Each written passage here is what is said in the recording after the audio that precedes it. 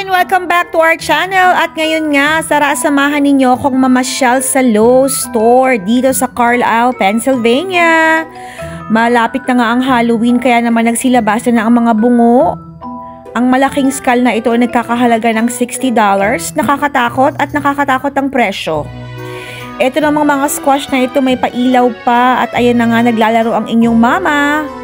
Meron pa silang pa-try me button dito na hindi naman gumagana. At tingnan niyo yung mga squash na yan at pumpkins, nakakatakot talaga.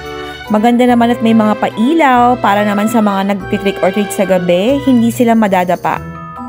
Ayan na nga mga kapatid, napakaraming decorations at nakakatakot talaga. Nakakatakot dahil ang mga presyo nila ay napakamamahal. Ang mga tao nga dito sa US of A ay talaga naman nagde-decorate ng kanilang mga bahay for Halloween kaya naman sobrang daming decorations dito.